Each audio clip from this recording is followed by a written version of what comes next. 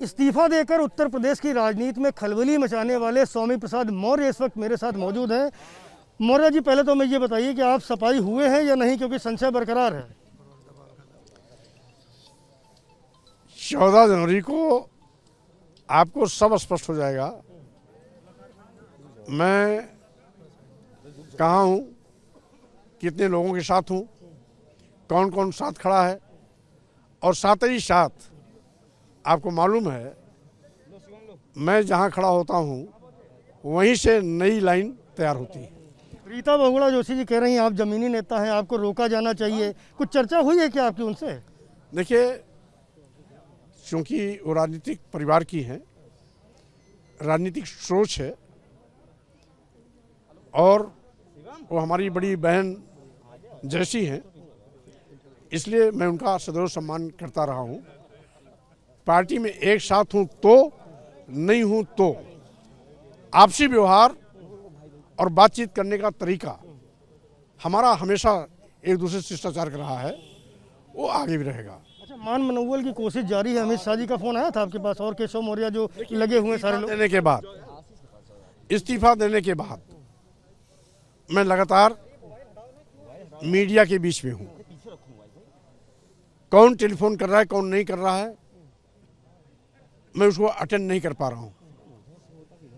साथ ही साथ इस्तीफा देने के पहले जितने भी नेताओं के टेलीफोन आए सब पर मैंने बात किया, और साथ ही साथ इस्तीफा देने के बाद मैं खुद मीडिया के बीच और भीड़ में घिर गया। लेकिन अमित शाह जी तो बड़े नेता है ना, उनका टेलीफोन तो पता ही चल जाएगा। नहीं, अब चूंकि हो सकता आया हो, लेकिन चूंकि इस्तीफा देने के बाद जिस तरीके से 24 घंटा में भीड़ में रहा हूँ, मीडिया के बीच रहा हूँ, मैं अपने चैम्बर में नहीं बैठ पा रहा हूँ, मैं अपना टेलीफोन नहीं अटेंड कर पा रहा हूँ, यहाँ तक कि मोबाइल से भी दूर हूँ, तो स्वाभाविक रूप से आया भी होगा।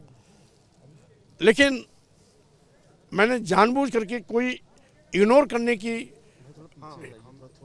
बात नहीं की है। अच्छा, मान लीजिए आ जाए आपको पता भी चल जाए तो कुछ गुंजाइश है? आप जानते हैं कमान से निकला तीर कभी वापस नहीं होता, और स्वामी प्रसाद का लिया गया निर्णय भी कभी वापस होने वाला नहीं, इसलिए बातचीत की गुंजाइश तो खत्म हो गई। लेकिन ये भी कह रहा है विपक्ष कि स्वामी प्रसाद मौर्य जब बसपा को छोड़ के आए थे तब भी उन्होंने यही बात कही थी कि दलितों की उपेक्षा हो रही है, पिछड़ों की उपेक्षा हो रही है। आज फिर जब 5 साल पूरे सरकार में रह लिए, कैबिनेट मंत्री रह लिए, तब फिर वही आरोप लगा रहे हैं। तो उनके तो लगातार यही स्टेटमेंट्स आते रहते हैं।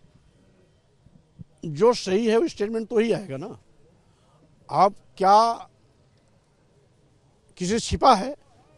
अनुसूचित जाति जनजाति पिछड़े वर्गों के आरक्षण की जगहों पर, आरक्षित जगहों पर सामान्य लोगों की भर्ती हो रही, क्या किसी छिपा है क्या? सभी मेडिकल कॉलेज में बिना किसी विज्ञापन के एक लाइन का प्रस्ताव लेकर के कि अनुसूचित जाति, अनुसूचित जनजाति और पिछड़े वर्ग के अभ्यर्थी उपयुक्त नहीं है पाए गए, इसलिए सामान्य लोगों से भर दिया जाए। अब बिना एडवर्टाइजमेंट निकाले आपको कैसे मालूम कि अभ्यर्थी नहीं पाए गए? लेकिन यही कहा जा रहा है कि ये बात पहले सरकार में रहते हो क्यों नहीं की? अब जब आचार संहिता लागू हो गई, चुनाव की डेट डिक्लेयर हो गई, तब इनका कहने का क्या होता? मैं सरकार में रहते हुए सरकार के बाहर नहीं कह सकता था। कैबिनेट में कहना चाहिए था, कैबिनेट में कहा, कैबिनेट में विरोध करना चाहिए, विरोध दर्ज कराया, कैबिनेट में जहां आपत्ति करनी थी वहां आपत्ति दर्ज किया। अब मंत्री हूं तो मैं सड़क और गली पर उसमें नहीं बोल सकता था, आज मैं सड़क गली बोल सकता हूं। उस समय मैं मंत्रिमंडल की सामूहिक जिम्मेदारी का निर्वहन भी करता था और अपनी बात को भी मजबूती से उचित प्लेटफॉर्म पर करता था। उस समय का उचित प्लेटफॉर्म कैबिनेट, राष्ट्रीय नेतृत्व था।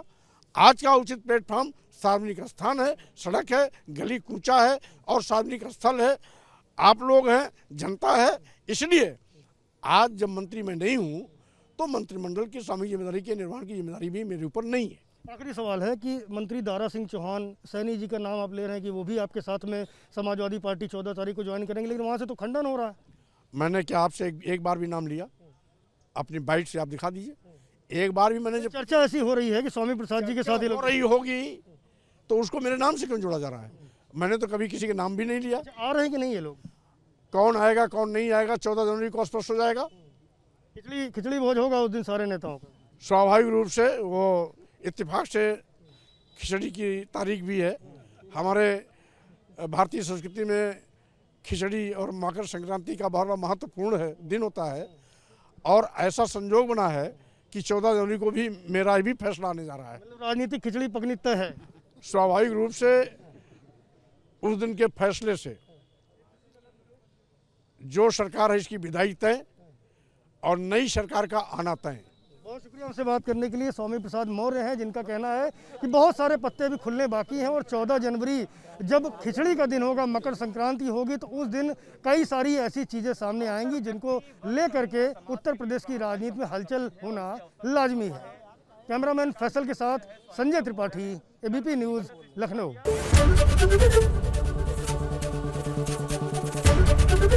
एबीपी न्यूज़ आपको रखे आगे।